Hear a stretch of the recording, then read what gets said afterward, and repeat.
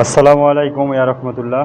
আজকে গত ক্লাসে আমাদের আয়তক্ষেত্র অঙ্কন প্রণালী শেখানো হয়েছিল। আজকে অজীব রেখা কিভাবে অঙ্কন করতে হবে সেটা নিয়ে বিস্তারিত আলোচনা করব। তো এখানে শ্রেণী ব্যাপ্তি আর গুণসংখ্যা এই দুইটা কি কোশ্চেনে আমাদের দেওয়াই থাকবে। এখানে গুণসংখ্যা প্রথমে যেটা থাকবে সেটা আমরা ক্রমযোজিত গুণসংখ্যার ঘরে কি করব, প্রথমে যেটা থাকে সেটা আমরা লিখে নিব।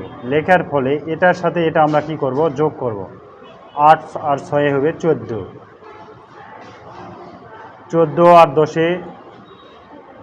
24, 24 আর 12 36, 36 আর 5 41, 41 আর 7 48, 48 আর 2 50। এই মোট হচ্ছে ক্রমযোজিত গণসংখ্যা এখানে হচ্ছে 50। এখন আমরা এখানে কি লিখব, যে ছক কাগজে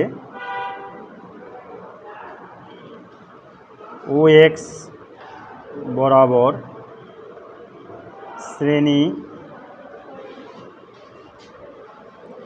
উচ্চ সীমা এক একক সমান, এখানে ব্যবধান কত আছে, 10 আছে। আমি বি বলেছিলাম ব্যবধান যদি 10 থাকে এক একক সমান কত নিব, 2 ঘর। আর যদি 5 ব্যবধান থাকে তাহলে এক একক সমান 1 ঘর নিব, 2 ঘর। এবং ও ওয়াই বরাবর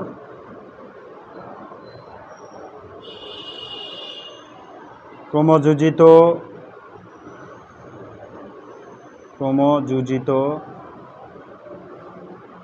গণসংখ্যা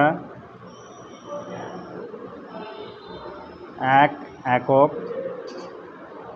সমান 1 ঘর নিয়ে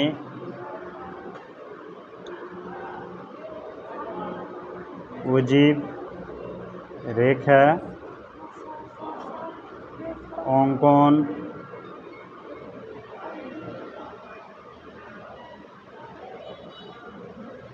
করা হলো। এইটুকু আমরা কি করব, এখানে লিখব। ঠিক আছে, রেখা অঙ্কন করা হলো, এটা আমাদের লেখা কি শেষ। ঠিক আছে, এখন আমরা গ্রাফ পেপারে কি করব, এটা আঁকাবো। তো এখানে আঁকানোর জন্য আমরা কি করব, প্রথমে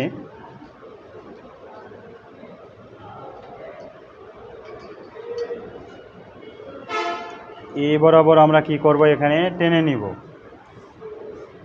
এ বরাবর আমরা এখানে টেনে নিব।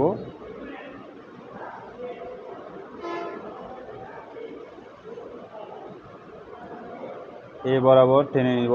এটা হচ্ছে ভূমি বরাবর সব সময় কি থাকে, এক্স থাকে। আর লম্ব বরাবর কি থাকে, ওয়াই থাকে। এপাশ এই বরাবর ও এক্স বরাবর কি থাকবে, শ্রেণী উচ্চ সীমা।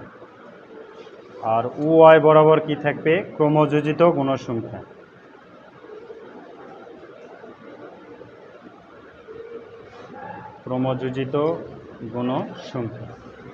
তাহলে এটা 5, 10, 15, 20, 25, 30, 35,